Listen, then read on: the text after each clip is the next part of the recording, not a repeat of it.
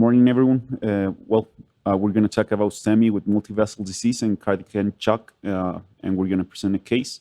My name is Daniel Zazueta, and I'm a fellow resident at National Institute of Cardiology here in Mexico City.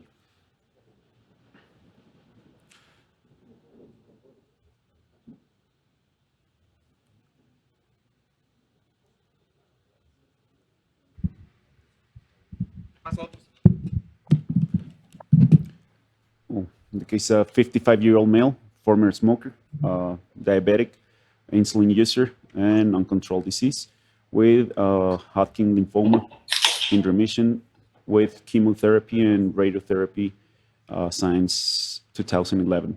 He has a history of chest pain and dyspnea at rest 3 days before admission, and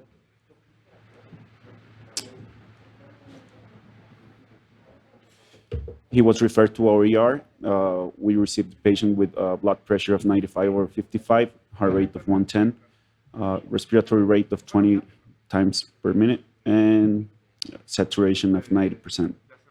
On the ECG, an inferior and septal necrosis with a first-degree AV block, and an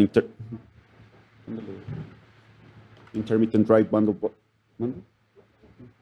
block, and dynamic ST changes with elevation on VR and infradev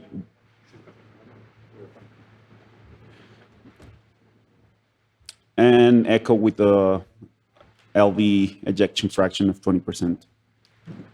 La siguiente, por favor. Lactate of 6.7, glucose of almost 600, and pH of 7.1 with high pro-BNP and troponins, and creatinine of 1.8. La siguiente.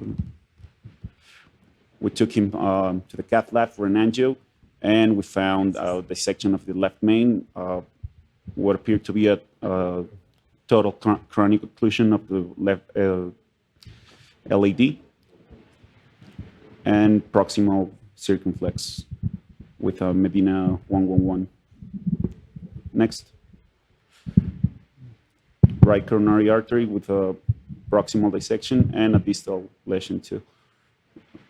Next, we placed an intra-aortic balloon and we took him out to the coronary unit. Next. Siguiente. We took him for a heart team discussion. He was left out of surgery, and revascularization by PCI was decided to be done under ECMO. Next, please. So we cannulated AV ECMO, and we went for the right coronary artery first. We treated first the distillation with a 4.0 stent, and then the proximal with a 4.5 stent. We got edge dissection and flow limiting.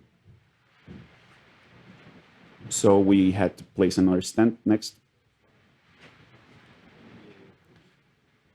And during the PCI, we got ventricular tachycardia. It required cardioversion 2 times and an AV block that was resolved with atropine. Next, please. Then we moved for the left side, and we did first we pre-dilated the left main and the circumflex, and we went to work for the LAD, which was a chronic total occlusion, and we placed the stent on the mid LAD. Next, please. And for the next angio, then we went for the left main. We did a double kissing clot. Next. And that's the final result. Next. The evolution of the patient since he got to our institution from day 0 to day 6. We placed the intra-aortic balloon. We started vasopressor and inotropics. On the third day, we took him for PCI and we took him into ECMO, and then the sixth day, he was off ECMO. And that's the lactate. And next for the creatinine. Next. And that's the creatinine. Next. Well, we had the patient under the ECMO. We did complete revascularization. We'd have flow and rhythm complications that didn't affect too much during the procedure, since the cardiac output was kept, and we had time to do a TCO and a decay clot.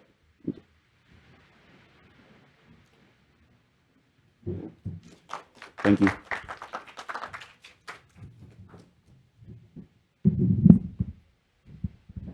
Muchas gracias, doctor. Vamos a discutir ahora el caso en unos 5 minutos, ¿le parece, doctor? No sé, Adelante. Tenemos el panel y tenemos también a expertos en la materia del manejo del shock cardiogénico. Antes de pasar la palabra a los expertos, quería preguntarle, ¿cuál considera usted que era la arteria culpable del cuadro? No nos quedó muy claro porque no vimos el electrocardiograma ni nada. Después le quiero pedir la opinión a Mauricio. El paciente llegó con 3 días de evolución y tenía necrosis septal e inferior. La elevación del ST la hacía intermitente, hacía cambios dinámicos en la cara inferior y después hacía elevación en ABR y con infra en anterior y inferior. Probablemente haya sido la derecha.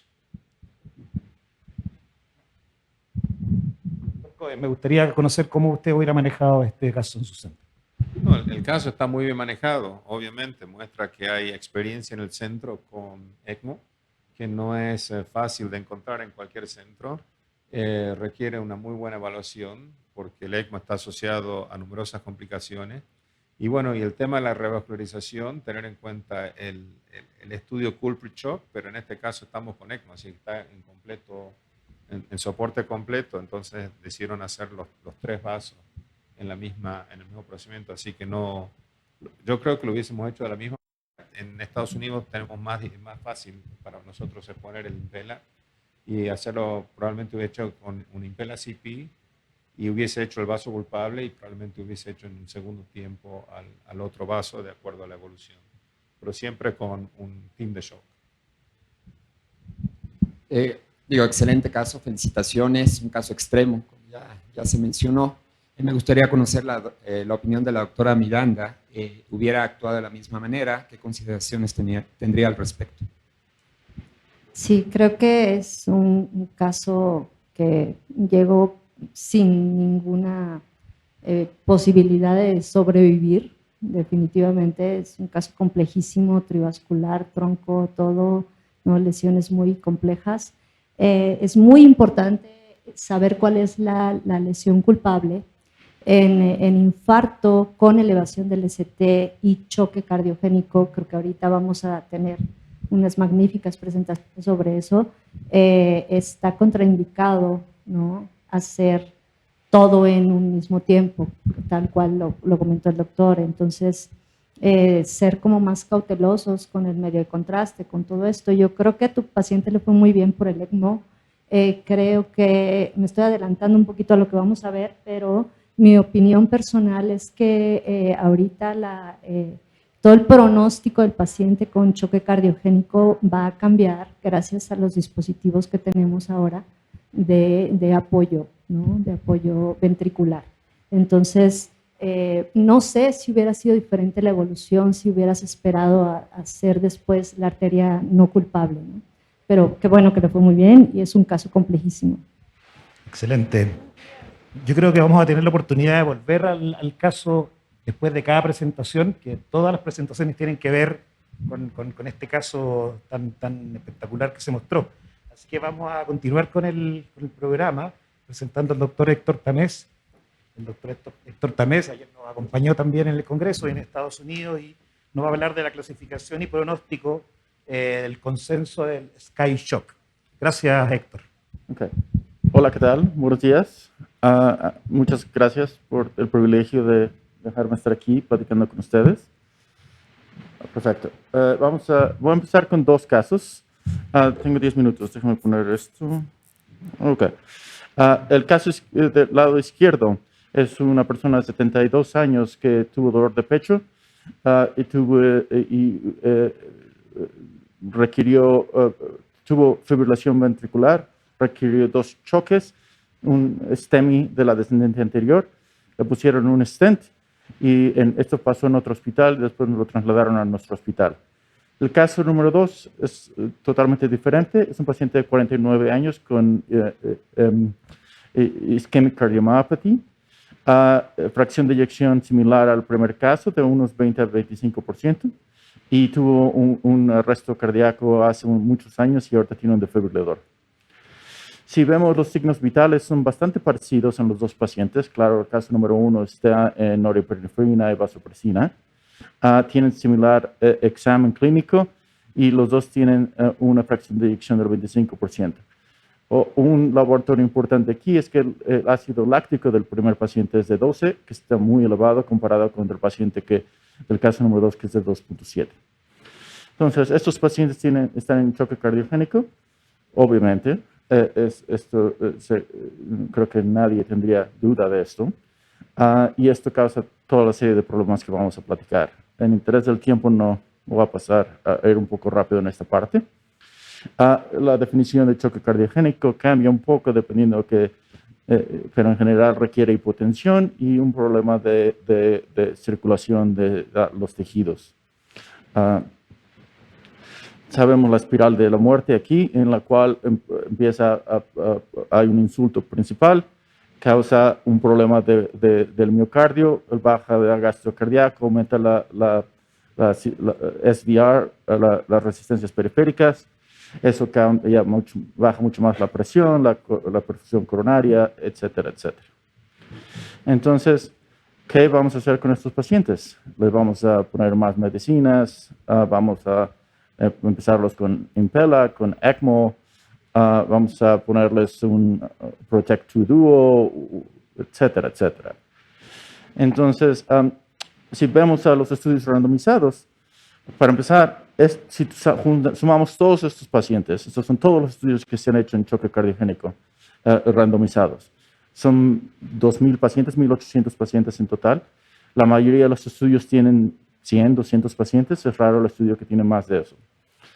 Ahora, si vemos la mortalidad, no ha cambiado. Prácticamente lo mismo, ninguna terapia funciona. Y entonces, tenemos que, prácticamente yo solo sé que no sé nada. Si empezamos a ver entre más detalle todos estos estudios, es cuando se empieza a poner interesante, y aquí es cuando la nueva clasificación de SCAI empieza a ser muy útil. La clasificación de SCAI es ABCDE. A es prácticamente cualquier paciente en riesgo de choque cardiogénico. En pocas palabras, cualquier paciente con un ataque, infarto del miocardio en el hospital, falla cardíaca, etc. El estadio B empiezan a tener cambios que sugieren choque cardiogénico. Y a eso me refiero a un aumento en la frecuencia cardíaca o la presión ligeramente baja, pero no necesitando otras terapias. C es lo que todos pensamos de choque cardiogénico generalmente. Requiere norepinefrina, dobutamina o alguna otra cosa como Impella, ECMO, etc. El D es el paciente de C que a pesar de lo que le estamos haciendo se sigue empeorando, y el E es el que se está muriendo. Requiere CPR o cosas por el estilo. Ahora, ¿qué también funciona esta clasificación para distinguir los pacientes? En la gráfica de la izquierda pueden ver, este es un análisis retrospectivo de varios miles de pacientes en los cuales entraron al hospital con falla cardíaca, y pueden ver que la clasificación puede predecir mortalidad bastante bien. Los dividimos los pacientes en pacientes que se presentaron con infarto agudo al miocardio, hasta la izquierda, en la parte del medio pacientes que tienen falla cardíaca, y a la derecha cualquiera que no son de los dos primeros grupos. Ahora, este es un análisis similar en el cual podemos ver la probabilidad de sobrevida en base a la clasificación de SCAI. Este es un estudio prospectivo de como 200 pacientes más o menos se fueron admitidos al hospital.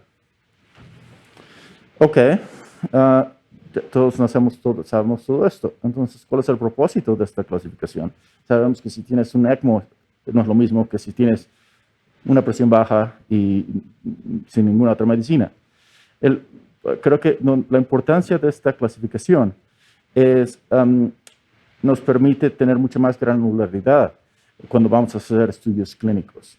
Los estudios que se han hecho hasta el momento tratan a todos los pacientes con falla cardíaca exactamente igual. Ya que los empezamos a dividir en subclasificaciones, nos permite entender falla cardíaca y el choque cardiogénico con mucho más detalle. Punto número 2, nos tiene un factor pronóstico. Y punto número 3 es, podemos empezar a estudiar pacientes y los factores que hacen cambiar de un estadio a otro, o empeorando o mejorando. Por ejemplo, este es un estudio que mi fellow hizo, un estudio que mi fellow hizo el año pasado, en el cual empiezan a ver cómo manejas choque cardiogénico en pacientes en varios tipos de pacientes en base a la clasificación de SCAI. Me voy a saltar este estudio, pero pueden ver que dependiendo, estábamos tratando de entender la clasificación de SCAI y en base a diferentes tipos de presentación de falla cardíaca. Ahora podemos hablar de catéteres pulmonares. Este es un estudio muy viejo. Vamos a saltar todo esto, pero en pocas palabras, este estudio demostró que no funciona. El número total o porcentaje de pacientes que tienen catéter pulmonar ha disminuido en los últimos años. Pero si vemos otros estudios, este es un estudio en el cual el jefe de cardiología de mi hospital demostró que si ves a la clasificación de SCAI en diferentes tipos de presentación y divides los pacientes en pacientes que tenían hemodinamia total, estudio hemodinámico total contra parcial contra nada, pueden ver que hay un efecto en mortalidad. Ahora, terminando la plática, estos pacientes, el caso número 1 tuvo más fibrilación ventricular, requirió una impela. El caso número 2, ahorita les voy a enseñar todos los números. Este es el algoritmo que Babar y Bill O'Neill diseñaron, que se ha demostrado que si pones este algoritmo en tu hospital, aumenta tu sobrevida en tus pacientes de falla cardíaca. Regresando a nuestros casos, el caso número 1, como dije, le pusieron un impela, le empezaron dobutamina porque sus números seguían empeorando y aún así, en pocas palabras, terminó requiriendo ECMO. El caso número 2, empezaron milrinone, tuvieron muchas arritmias, tuvieron que bajar la dosis del milrinone.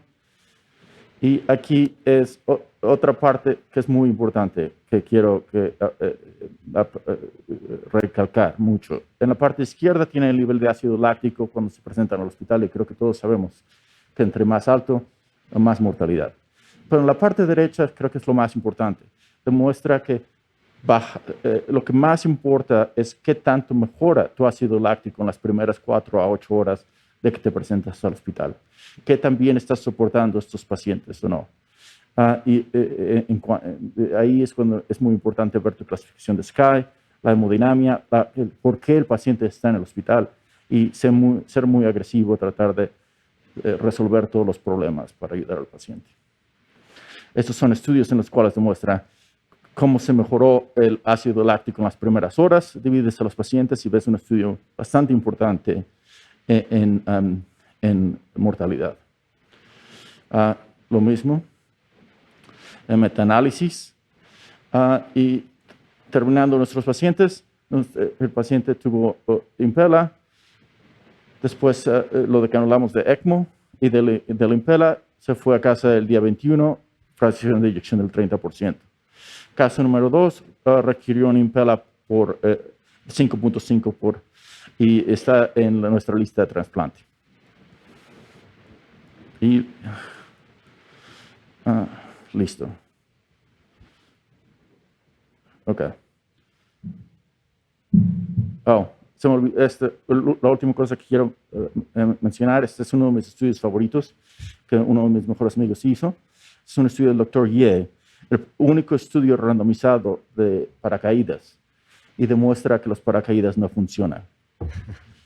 Entonces, ¿por qué no empezamos o todavía usamos paracaídas? Lo que hicieron en este estudio es preguntaron a pacientes, a personas que querían participar en el estudio, cuando estaban volando en el avión o cuando estaban en el aeropuerto, y vieron cuál era la diferencia.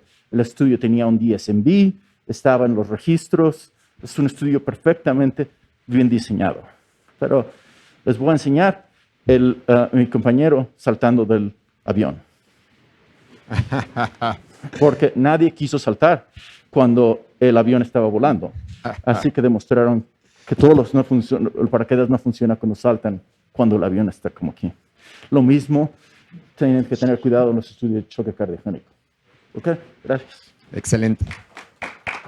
Hemos disfrutado mucho tu presentación, Héctor. Muchísimas gracias. Para dar continuidad al programa, le pedimos al doctor Mauricio Cohen, de Miami, gran amigo de SOLACI de siempre, que nos presente el tratamiento del infarto agudo del miocardio con elevación del ST y choque cardiogénico enfocado en la intervención coronaria y en el soporte circulatorio mecánico. Adelante. Muchísimas Mauricio, gracias. Bueno, yo le doy mucho también a SOLACI. Yo fui uno de los primeros becarios de SOLACI, así que tengo mucha satisfacción de participar acá con ustedes. ¿No se puede hacer un poco más amplio los slides? Bueno, no importa. Este es el título de mi charla. Bueno, lo más importante cuando uno ve a un paciente con shock es empezar a trabajar rápido, porque existe el tema de la evolución del shock. Entonces, acá mostró el doctor Tamez cómo el ácido láctico tiene un efecto muy importante en el pronóstico. Y el shock evoluciona desde la injuria inicial, desde el insulto inicial, que es la oclusión de una o varias arterias coronarias, hasta el deterioro completo de los demás órganos. Entonces pasa de una fase hemodinámica a una fase hemometabólica. Cuando llegamos a la fase hemometabólica, donde hay ya acidosis, existe insuficiencia renal, existe insuficiencia hepática y el paciente evoluciona a una falla multiorgánica, ese paciente ya es muy difícil de tratar y es muy difícil de revertir. De manera que siempre tenemos que tratar de trabajar sobre la fase hemodinámica del shock para prevenir la evolución a la fase hemometabólica. Existen numerosos sistemas hemodinámicos de apoyo que se han probado a lo largo del tiempo. Existen sistemas de apoyo que apoyan fundamentalmente al ventrículo derecho. El ECMO, el VA ECMO apoya al ventrículo derecho, apoya toda la circulación en forma global, y existen sistemas de apoyo para el ventrículo izquierdo. Para el ventrículo derecho exclusivamente está el Tandem Heart o el Protect Duo, que es una cánula especial de 2 lúmenes, que una cánula va en la aurícula derecha y la otra en la arteria pulmonar. El Impela RP, que se pone por vía inguinal y que aspira sangre prácticamente de la aurícula derecha, vena cava inferior y manda sangre hacia la arteria pulmonar. Luego tenemos el balón de contrapulsación, que todos hemos usado y que es el que más difundido está y que es más fácil, más económico para utilizar.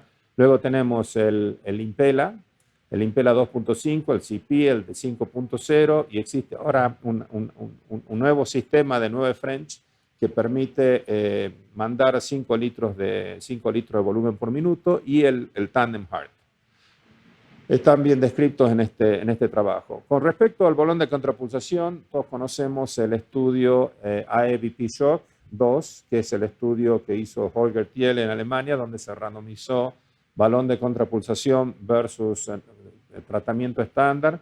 Y este estudio no mostró ninguna diferencia en cuanto a la utilización del balón, y las guías europeas clasificaron al balón de contrapulsación en el shock con indicación clase 3, o sea que no está indicado por falta de efecto. O sea que el balón de contrapulsación, si bien yo creo que tiene una utilidad en pacientes que están hemodinámicamente inestables, en pacientes con shock cardiogénico completamente establecido, en esa situación el balón de contrapulsación no provee suficiente apoyo.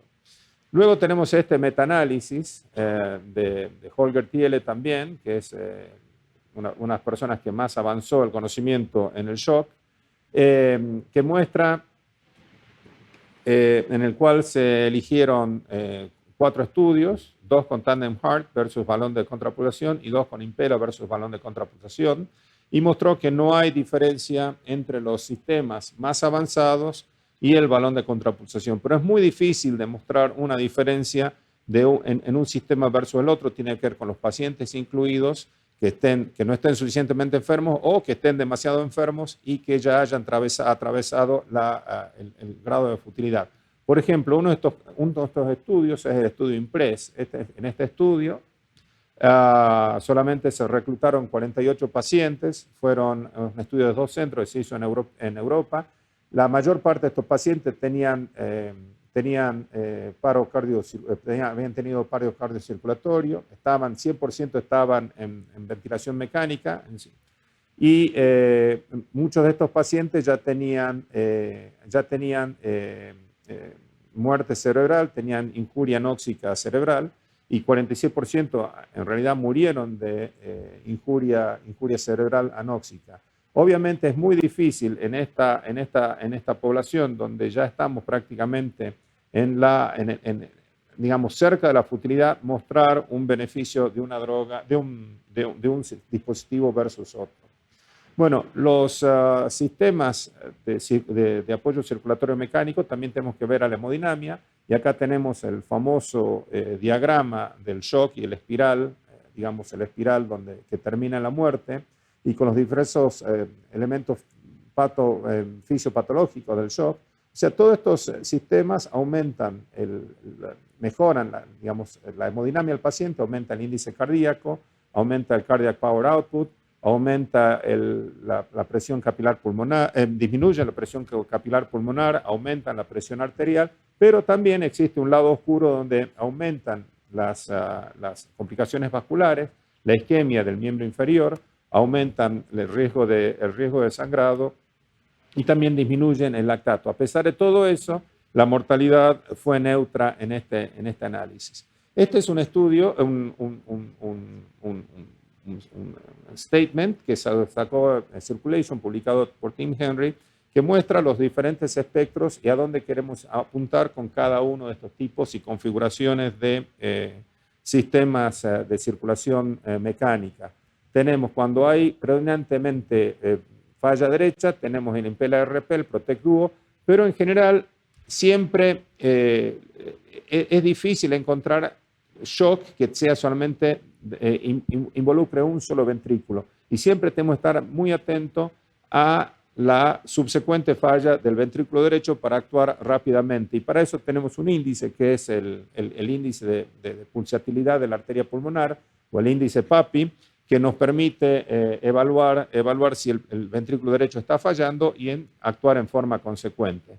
Luego tenemos pacientes que tienen fallas respiratorias refractarias, se pueden beneficiar de un BB ECMO, y en general todos estos pacientes se pueden beneficiar de un ECMO VA que apoya la circulación en forma completa. En cuanto al timing, el momento de insertar, hacer la revascularización versus hacer el apoyo mecánico, este es un estudio publicado por Navin Kapoor que muestra si existe una ventaja, he tratado de mostrar si existe una ventaja de descargar el ventrículo izquierdo antes de la reperfusión en pacientes con infartos extensos de la cara anterior. Entonces, en este estudio, si bien que randomizó los pacientes a un grupo de unloading versus a un grupo de delayed y unloading con revascularización inmediata y unloading con revascularización demorada de 30 minutos, o sea, poner el impela, esperar 30 minutos y hacer la revascularización. Entonces, en este estudio se demostró, este fue el timing, no hubo mucha diferencia, o sea que actuaron bastante rápido en cuanto a la revascularización, pero se observó que el estudio no mostró diferencias significativas en forma global, pero existen subgrupos, por ejemplo, los pacientes que tenían infartos extensos, con una alta área en riesgo, con una sumatoria del ST de más de 6 milímetros, tuvieron una ventaja con esta estrategia. Y en este momento hay un estudio en curso que se llama el DTU, Door to Unloading, en STEMI, que es el estudio pivote que va a contestar esta respuesta. Pero esto nos da un poco digamos, un panorama, nos abre un poco el panorama de cómo manejar al paciente con shock. ¿Qué va primero? ¿Va la revascularización o va el aparato el sistema de apoyo circulatorio? Esto lo mostró recién Hector y muestra que en la base de datos, en la IQ, que es una base de Quality Improvement, que organizaron el National Cardiogenic Shock Initiative desde Detroit y lo expandieron a nivel nacional, existen dos elementos que se asociaron con mejora en la sobrevida. Una es el monitoreo hemodinámico, que se lo puso en duda por el estudio SCAI que había mostrado el doctor Tamez, que eso mejoró la sobrevida de los pacientes, y la utilización de Impela antes de hacer la revascularización. Si uno lo hacía como rescate, la sobrevida era aproximadamente un 52%. Si uno lo hacía antes, si uno trataba de estabilizar al paciente previamente a hacer la revascularización, la mortalidad subía a un 59%. Y esto se vio consistentemente en otros registros. Es muy difícil hacer estudios randomizados, todavía no tenemos los estudios randomizados que muestren, pero todos los registros en general apuntan hacia la misma dirección en que el tiempo del apoyo circulatorio mecánico tiene que hacer antes de la revascularización para obtener así un beneficio. Este es un diagrama que fue presentado en el statement, entonces donde muestra, digamos, pone en conjunto los estadios del shock de la clasificación de SCAI en cómo actuar en esta situación. Entonces, cuando uno está enfrente de un paciente con shock, existen elementos clínicos que favorecen la utilización de un sistema circulatorio mecánico temprano, como la inestabilidad eléctrica, hemodinámica o respiratoria, los pacientes que tienen alto riesgo, anatomía de alto riesgo y disfunción ventricular severa. Mientras tanto, hay que tener cuidado porque no siempre estos sistemas se pueden aplicar. Ustedes vieron el tamaño de la cánula en la diapositiva, en el caso que se presentó al principio, son cánulas grandes de 17 a 19 French, de 15 a 17 y 19 French, así que no todos los pacientes tienen el acceso vascular que permitan utilizar este tipo de cánulas.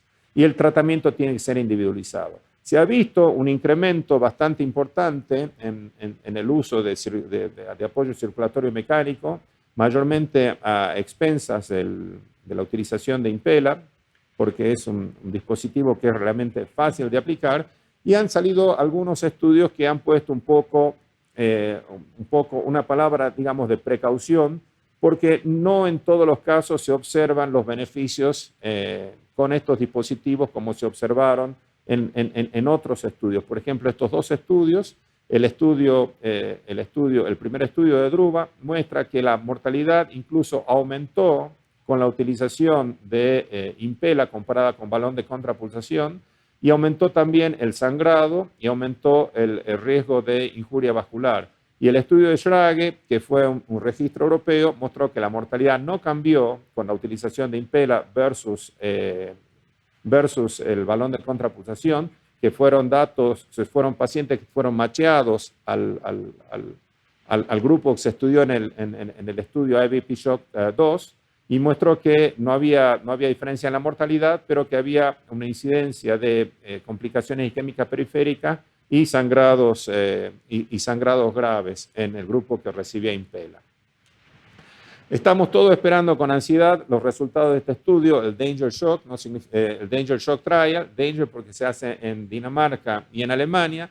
Son pacientes que tienen menos de 36 horas de evolución y la randomización se va a hacer a balón de contrapulsación antes de hacer la revascularización versus Impela antes de hacer la revascularización. Es difícil enrolar en ensayos de shock cardiogénico, pero esto quizás nos dé la respuesta. Unas cuantas palabras con respecto a ECMO. ECMO en la disposición, en la configuración VA, provee apoyo completo circulatorio, incluso cuando el corazón no está latiendo y nos permite intervenir. Pero hay que tener, se ha visto que la utilización de ECMO ha aumentado a nivel mundial. A la izquierda, en el panel de izquierda es en Estados Unidos, en el panel de la derecha es un estudio de Europa que muestra que el ECMO ha aumentado, pero el ECMO no se asocia a complicaciones y requiere un apoyo institucional muy importante. Esto es un metaanálisis de 27 estudios, más de 1.800 pacientes, que todos realizados después del año 2000. Entonces se ve que el LEI significa complicaciones isquémicas de los miembros de las extremidades, fasciotomía, se necesitan un 10%, amputación en un 5%, problemas neurológicos como se observan un 14%, insuficiencia renal aguda en una alta proporción de casos que requieran diálisis también, sangrado importante en un 40% de los casos y también las infecciones. Se necesita un equipo de intensivistas que esté bien, que esté preparado y entrenado para manejar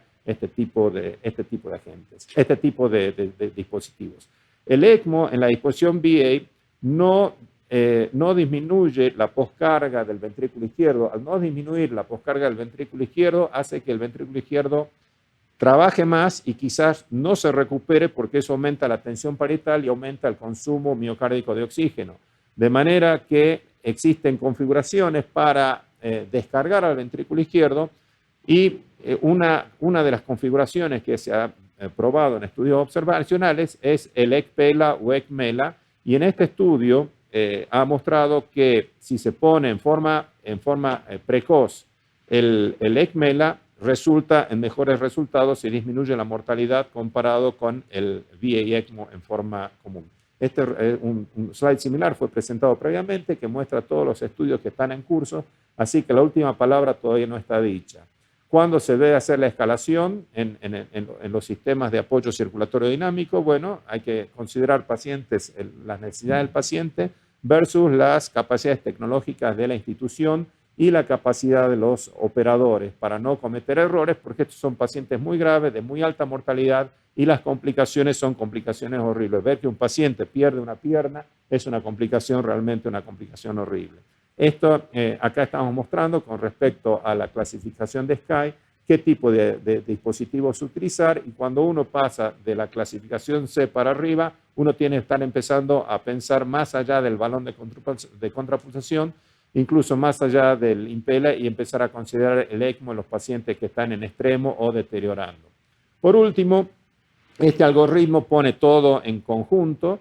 Hay que, evaluar al paciente, clasificar el shock, estabilizar al paciente, considerar hacer una evaluación hemodinámica, utilizar el sistema circulatorio mecánico en forma temprana, luego revascularizar el vaso culpable, porque el estudio Culprit Shock demostró que es mejor revascularizar la forma temprana, pero de todas maneras todos los tratamientos tienen que ser individualizados y el paciente tiene que estar bajo el control de un equipo de intensivistas que sea experto y que pueda manejar las complicaciones y los problemas de estos dispositivos. Muchas gracias. Muchas gracias, Mauricio.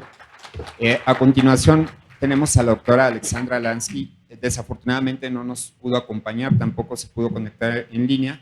Sin embargo, nos ha dejado su plática grabada. Ella es la directora conjunta del programa de investigación cardiovascular de Yale y de la Universidad Queen Mary en Londres, y va a tratar el tema de las consideraciones especiales de tratamiento en mujeres, los resultados del estudio RECOVER 3. Adelante, por favor. So thank you so much for including me in this session. It's really my pleasure. I'm going to be discussing sex disparities in the management and outcomes of cardiogenic shock from the Nos avisan que afortunadamente la doctora Lansky Here are my potential conflicts of interest. So we know that women with SCAI.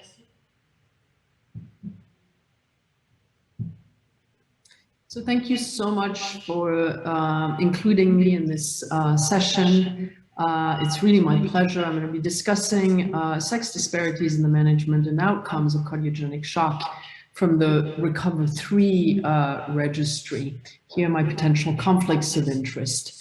So we know that women with ST elevation myocardial infarction continue to have about a twofold increase in adjusted in-hospital mortality. We also know that they tend to have more risk factors, more atypical symptoms that probably contribute to this increased mortality, delayed presentations and treatment, and less guideline recommended treatment, including PCI. You can see from this large registry that the increase in mortality specifically affecting the young female patients, more so than those that are older.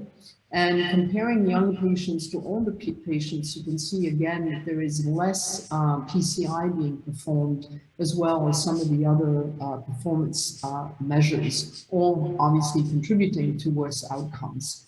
In the context of acute myocardial infarction and cardiogenic shock, we've seen very similar findings. So younger patients have a higher mortality, they have more comorbidity, and they undergo less aggressive treatment, less coronary angiography at any time, less PCI, less mechanical circulatory support. And you can see that this is nothing new. This is looking at the past 2 decades, back to 2000.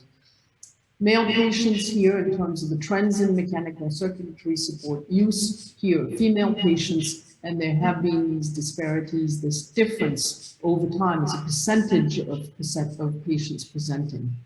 Female sex in this particular analysis was a predictor for higher in-hospital mortality, and the strongest predictor of mortality was not undergoing PCI or mechanical support, which is exactly what is being used less frequently in our female patients. Here are the predictors of death in women, no PCI, no mechanical circulatory support. You can see that this is amongst the strongest predictors of mortality. So withholding therapy in our patients leads to higher death rates. Interesting trends over time, 2000 to 2017, in terms of the rates of admissions by sex with AMI and cardiogenic shock. Here are the male patients, here are the female patients. An increase in the number of male patients. The slope is not as steep in female patients. Not entirely sure the reason for this disparity. I don't know if it's female patients not presenting, delaying presentation, perhaps higher mortality in the field prior to coming to the hospital, or simply a lower incidence in the female patients. The good news, though, is that the mortality trends have been on the decline overall, and the difference, the gap between men and women has been narrowing. So that's the silver lining in all of this.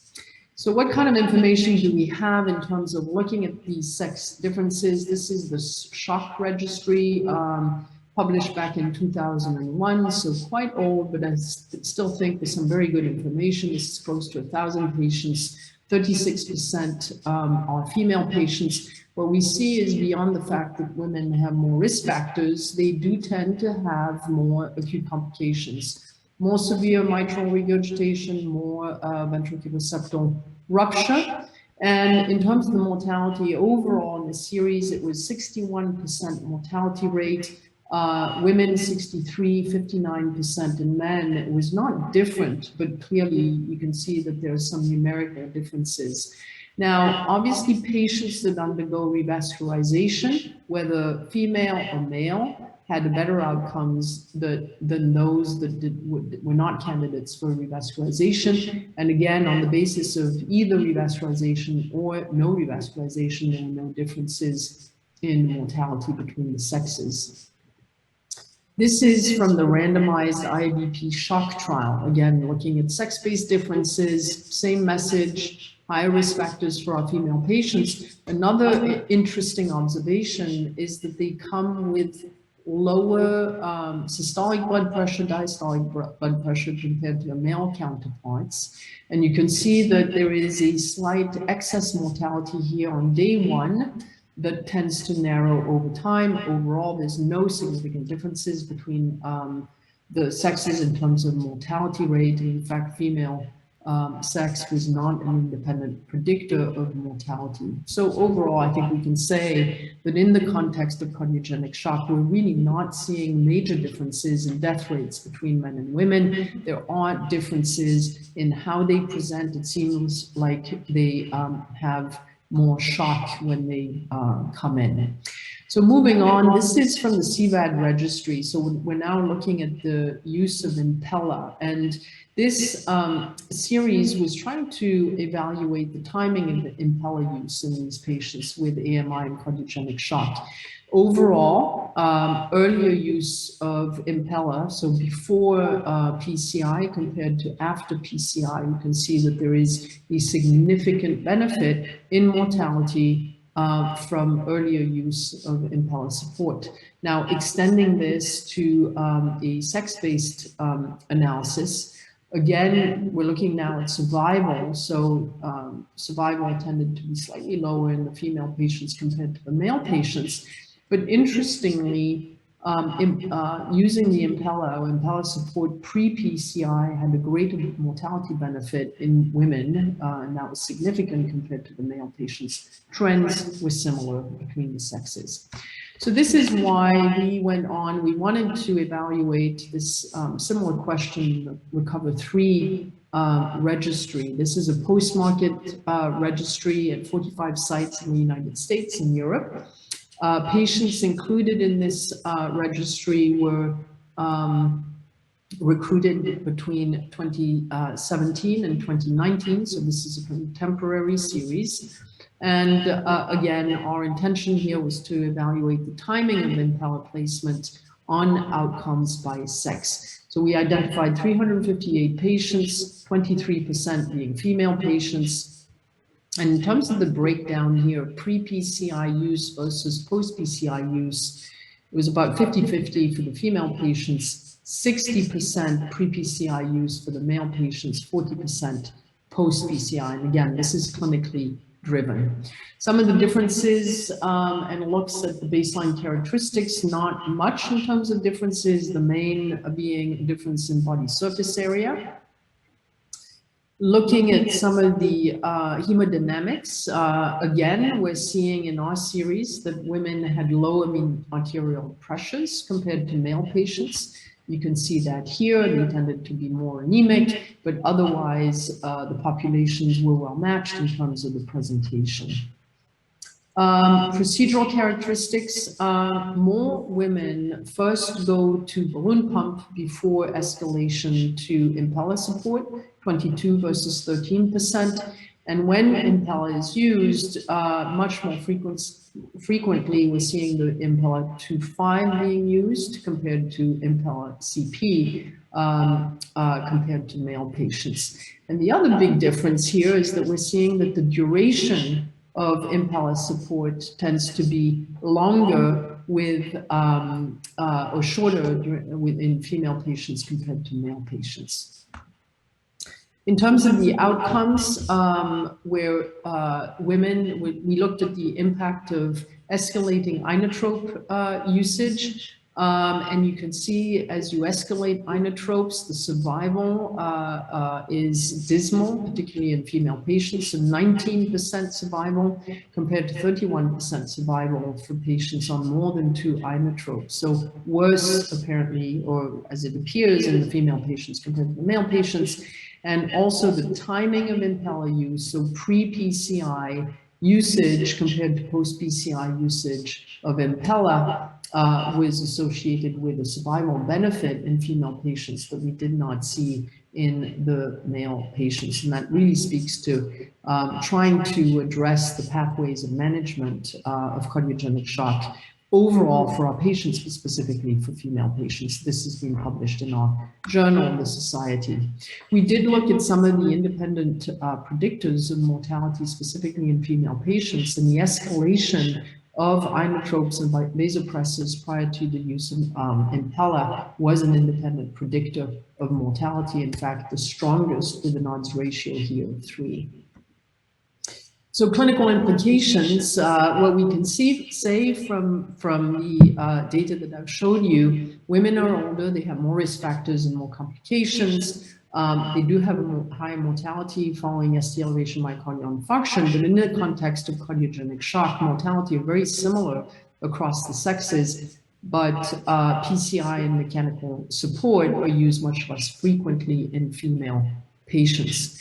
Early mechanical support with Impella before the use of inotrope and pressor escalation may provide a survival benefit, particularly in female patients. Some of the reasons, I think, behind this clinical benefit, I think makes sense. Avoiding some of the cardiotoxic effects of inotropes and vasopressors, reducing ischemia, myocardial ischemia. And at the end of the day, I think the message is consistent here. I think the biggest gap here is trying to define the optimal pathways of care in our patients, and especially in our female patients with AMI and cardiogenic shock. Thank you so much for your attention. Bueno, agradecemos a la doctora Lansky por su excelente conferencia y vamos a terminar el módulo de charlas con una charla que tiene mucho que ver con el caso del doctor Zazueta, que es la charla del doctor Gregory Serrao sobre tratamiento del infarto en shock cardiogénico, cuándo escalar al uso de ECMO. El doctor Serrao es el jefe del shock team en Mount Sinai, en Nueva York, que es un centro que se dedica al tratamiento del shock en esa ciudad. Así que gracias al doctor Serrao, que también nos va a dar una conferencia online.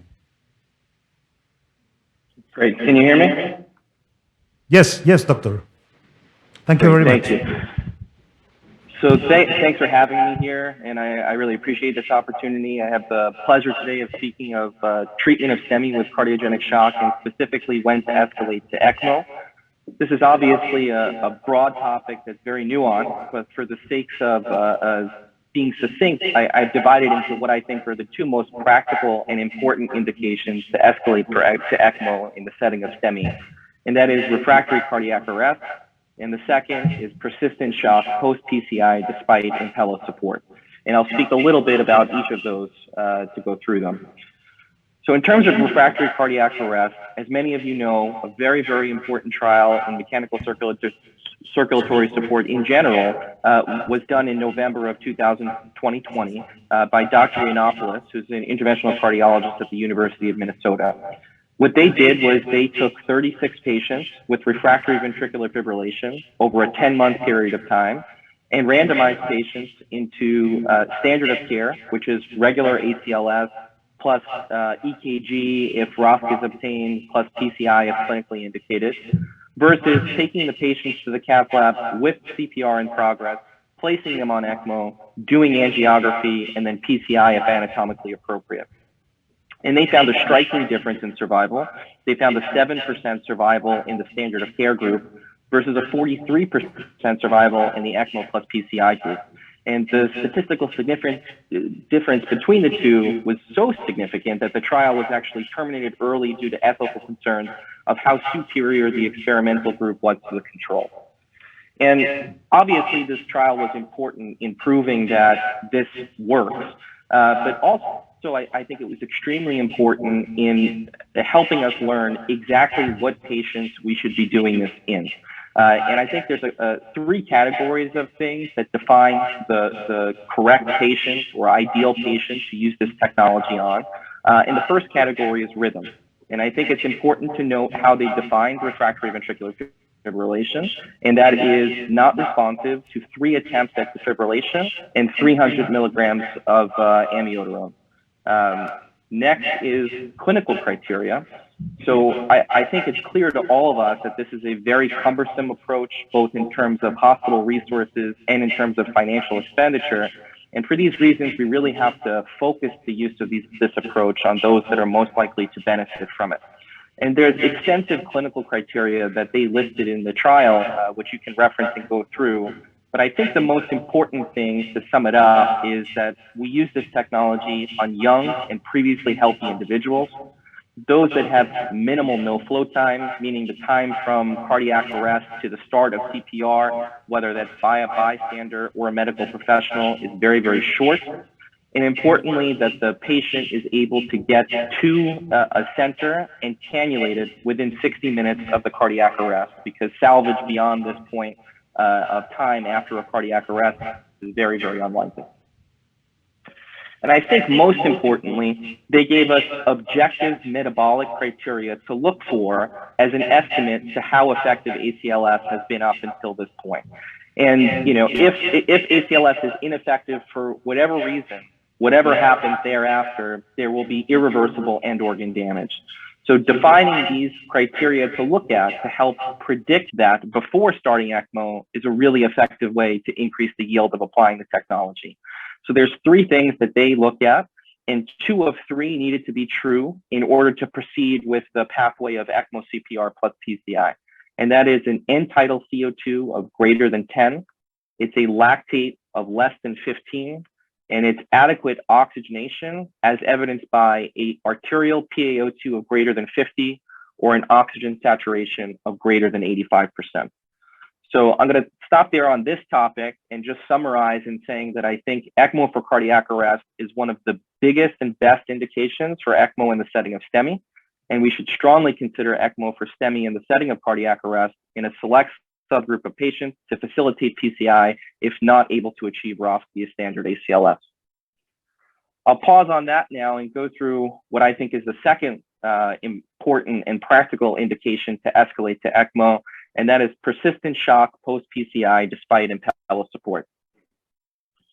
And I'm going to say something that's controversial and not evidence-based, but a strong opinion that I have, which is that Impella CP, I think, is universally the best initial mechanical circulatory support approach for patients with STEMI in the absence of cardiac arrest. And there's a number of reasons that I feel this way. One is that the IABP in this situation has been proven ineffective. The second is that as interventionalists, I think deployment of an Impella CP is quicker. We usually don't need additional staff to do this. For additional mechanical circulatory support devices like ECMO, based on your institutional protocol, you may need a surgeon and or perfusionist. This is not true with Impella CP. I do believe that the use of the Impella CP increases the likelihood of a successful PCI by lowering the LVEDP. And lastly, and conveniently, if you place an Impella up front, even if you need ECMO later, you can utilize the Impella CP as a left ventricular vent. And I think in terms of exactly what defines persistent shock despite Impella support has really been well answered by the group in Detroit, led by Dr. O'Neill, who developed the National Cardiogenic Shock Initiative, which we've mentioned in a few of these talks now in very important ways. And I put a picture of the whole algorithm up here, but obviously we're not going to go through the entire algorithm. Instead, what I want to point out, which many others did in their talk, is the importance of right heart catheterization hemodynamic calculations. And what this protocol emphasizes is at the conclusion of PCI, right heart catheterization is mandated, and 2 hemodynamic variables are given extra emphasis along with all of the other variables that we get from standard right heart catheterization, and that is cardiac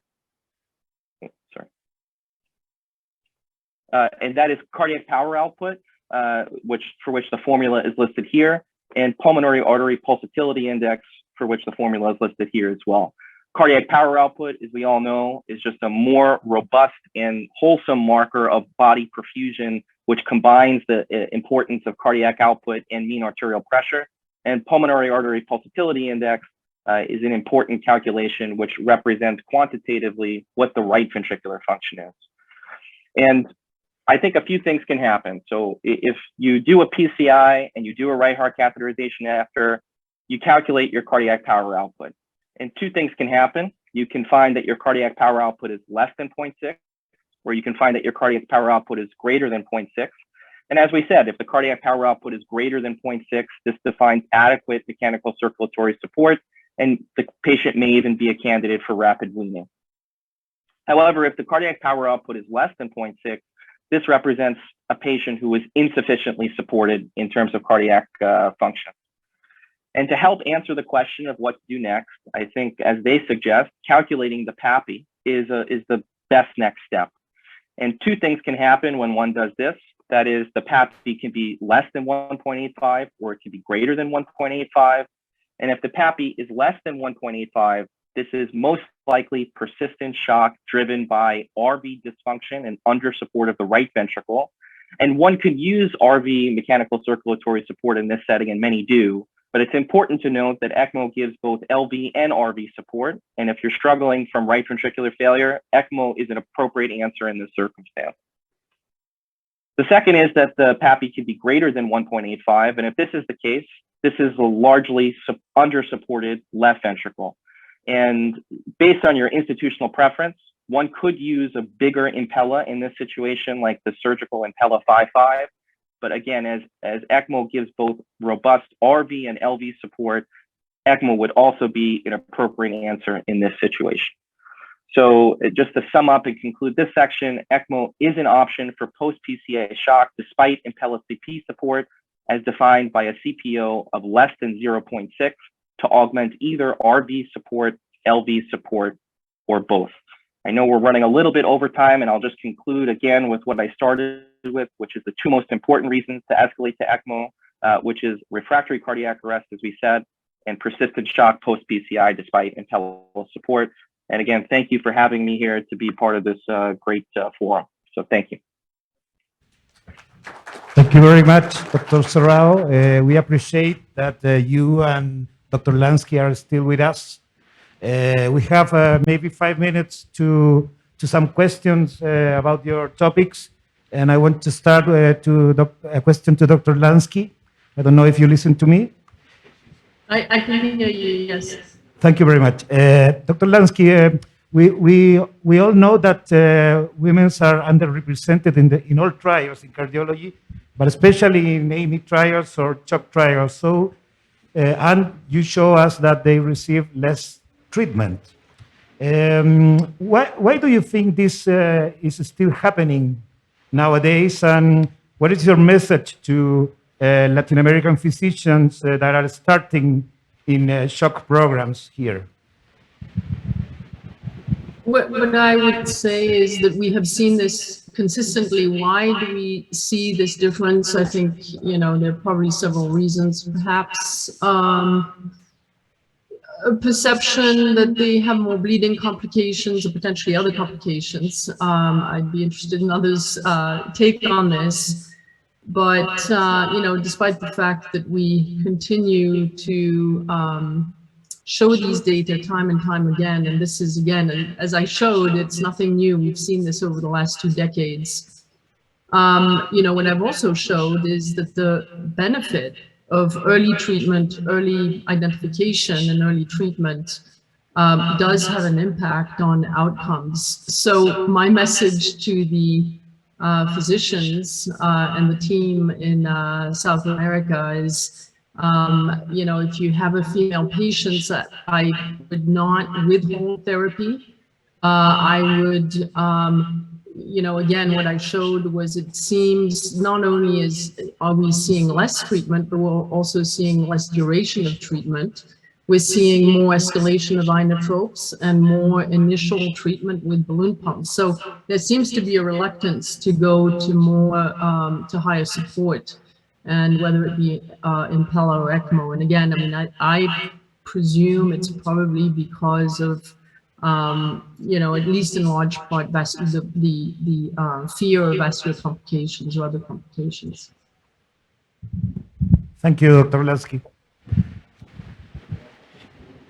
Buenas. Bueno, primero felicitar a todos por las presentaciones. Si hay algo que me quedó claro en esta sesión, realmente es algo que nosotros aprendimos realmente en la Brava desde hace 7 años, y es el timing, el momento en que utilizar los dispositivos de asistencia ventricular. Inicialmente lo veíamos como un salvavidas. Ya cuando el paciente estaba con las drogas hasta el cielo, vamos a poner un Impella, realmente teníamos una mortalidad muy alta.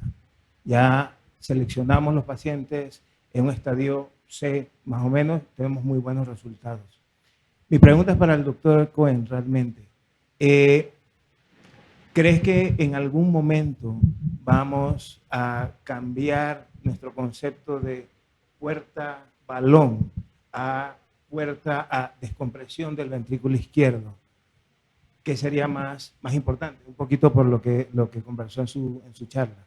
Bueno, estamos esperando los resultados del DTU trial. O sea, los datos preliminares implican que en infartos anteriores extensos podría haber un cierto beneficio en ciertos subgrupos. Ahora estamos esperando los resultados más conclusivos del estudio randomizado.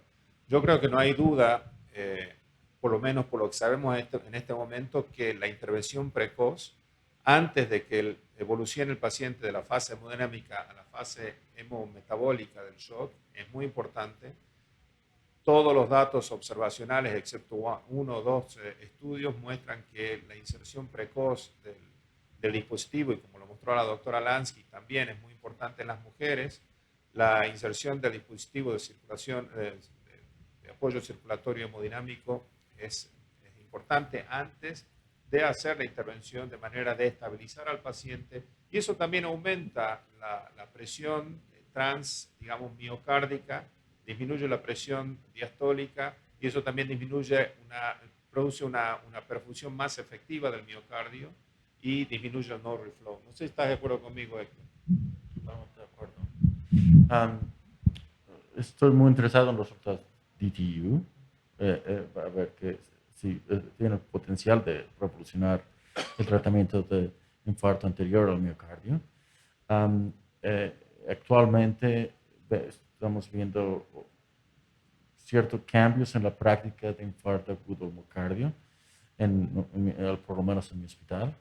Si un paciente con infarto agudo al miocardio de la descendente anterior, con taquicardia y una presión en los 90 o 100 milímetros de mercurio, probablemente va a tener un impelar antes de la PCA, aunque no, o por lo menos un cateterismo del lado derecho del corazón que debe tomar 2 minutos. Estamos aumentando el door to balloon time por hacer esas cosas, pero creo que es un tiempo que vale la pena gastar. We're running a little bit on over time, but before we close the session, I would ask Dr. Miranda to address a question to Dr. Serrao. Dr. Serrao, thank you for the wonderful presentation. I want to know what is your perspective in the future for ECMO. We know it's a little bit complex now, it's limited the use, but what is the future for this device? Yeah, thanks for the question. And I actually think that going forward, that right now we think of Impella as a tool for a cardiologist and ECMO as a tool for a surgeon. And I really think that it's going to change. I think ECMO is going to be thought of as a percutaneous tool for the interventionalist. And we're learning more and more that the surgical Impellas are very safe and effective, and it's a great tool for the surgeon. And I think Dr. Yiannopoulos' group and many others at this point have proven that interventionalists can do ECMO safely and effectively with just a little bit of extra training. And I really think that we're going to just continue to use it more and more percutaneously in the interventional cardiology arena, especially for cardiac arrest. Thank you very much, Dr. Serrao. So we will finish the session. We appreciate very much your presence, also Mauricio, Hector, and the panelists. And we have some small time for Dr. Leiva Pons, ancient president of SOLACI, that will communicate an important message from our society. Thank you very much, Dr. Lansky and Dr. Serrao. Thank you.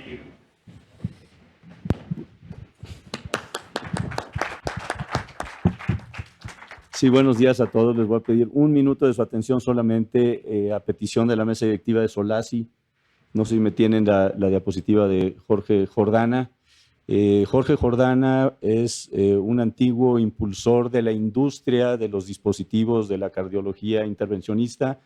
Él fue de alguna manera un impulsor de la creación de SOLACI, y él a su manera, como las gentes que nos apoyan en la actualidad, son innovadores, son precursores de todo lo que hacemos nosotros los cardiólogos intervencionistas y llevamos a nuestros pacientes. Entonces, él es Jorge Jordana, y quisiera solamente recordarlo. Como dice en la diapositiva anterior, él nos dejó el 17 de enero del 2020, nunca le pudimos hacer un reconocimiento, y por eso en esta ocasión la mesa directiva lo recuerda a él como un innovador, con un gran conocimiento en el sector del intervencionismo y la cirugía cardiovascular, aventurero y siempre buscando compartir conocimiento en toda la región de América Latina.